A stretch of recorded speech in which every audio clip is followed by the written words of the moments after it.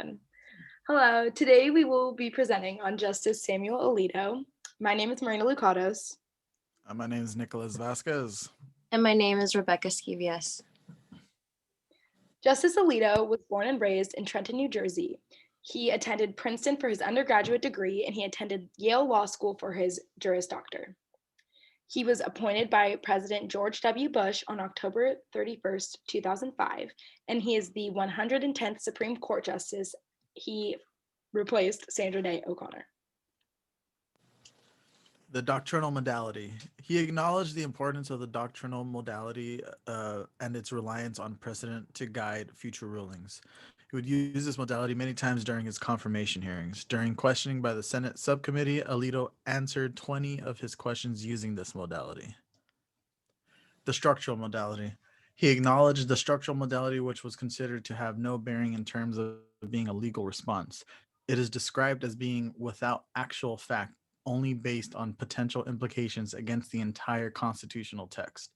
Uses this modality to allege that democracy has no meaning without all the freedom set out in the First Amendment. The prudential modality. He has also acknowledged prudential modality, which is a prudential reasoning of a cost-benefit assessment of a given ruling. He's used this modality in the face of the precedent set by Flast v. Cohen to address the problem with Flast and argue that its decision cannot be applied to other situations. Historical modality. Uses the framers of the Constitution's intent as a base for his decisions. He recognizes the importance of what the framers intended when writing the Constitution.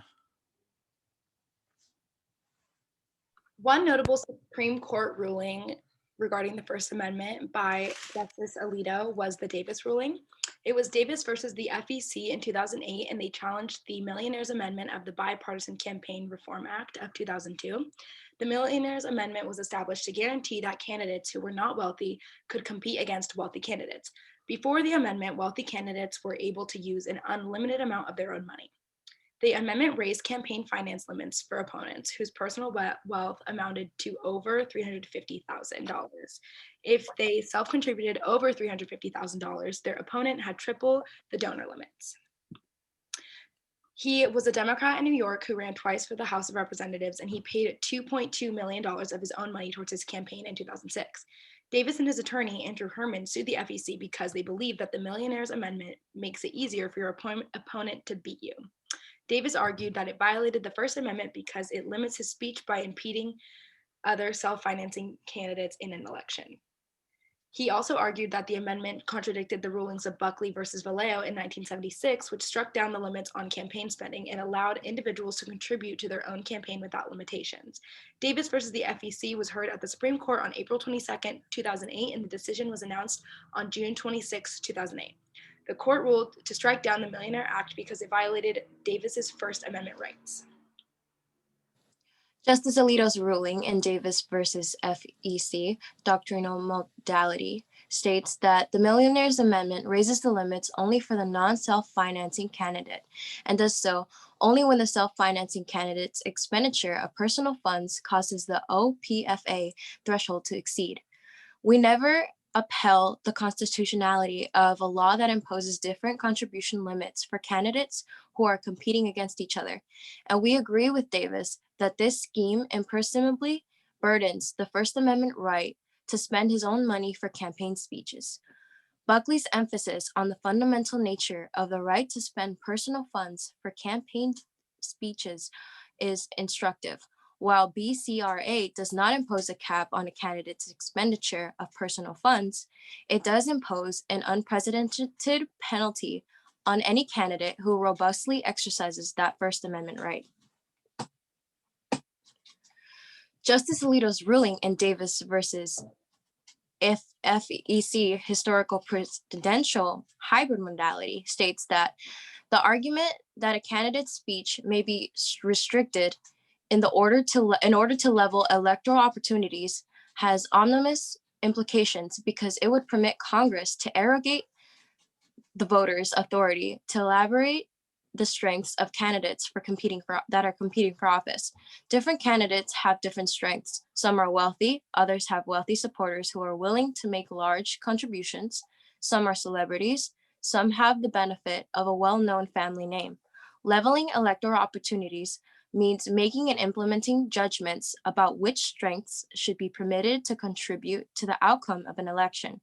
The Constitution, however, confers upon voters, not Congress, the power to choose the members of the House of Representatives, Article 1 and 2, and it's dangerous business for Congress to use the election laws to influence the voters' choices. In order to raise your chances in winning Alito's opinion, advocates should frame arguments in terms of precedent in order to persuade Justice Alito, catering to his preference for doctrinal modality by grounding an argument in precedent before presidential or structural strategies for reinforcement is another way to win his opinion. Another way can be advocates can also use original intent as a supplement or warrant for various arguments. If advocates seek to overturn precedent, they may use historical modality as a beneficial choice. The video of Justice Alito that we're about to watch is from a Federalist Society keynote address on November 12th, 2020. And in it, he talks about the welcoming of rational civil speech, even if disagreements arise.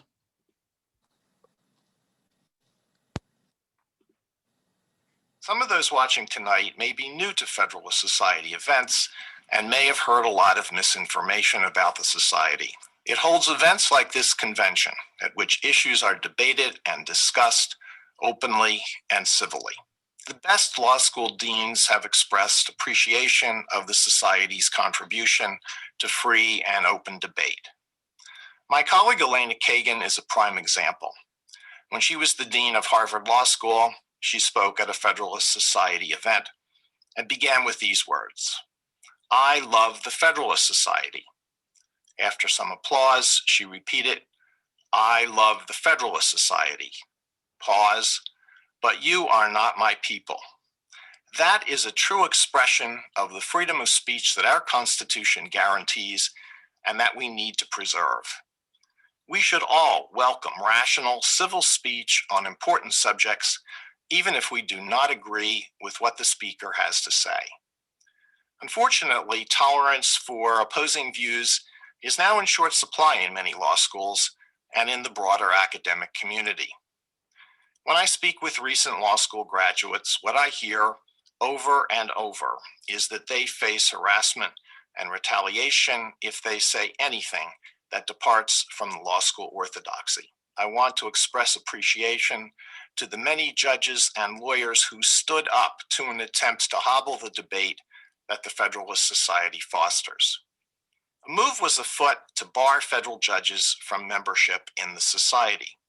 4 Court of Appeals judges, Amul Tharpar, Andy Oldham, Bill Pryor, and Greg Katsas, prepared a letter that devastated the arguments of those who wanted to ban membership.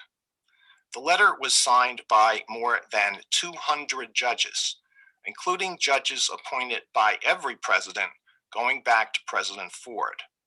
And at least for now, the proposal is on hold.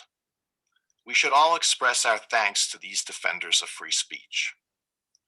We have never before seen restrictions as severe, extensive, and prolonged as those experienced for most of 2020. Think of all the live events that would otherwise be protected by the right to freedom of speech: live speeches, conferences, lectures, meetings. Think of worship services. Churches closed on Easter Sunday, synagogues closed for Passover and Yom Kippur. Think about access to the courts or the constitutional right to a speedy trial. Trials in federal courts have virtually disappeared in many places. Who could have imagined that?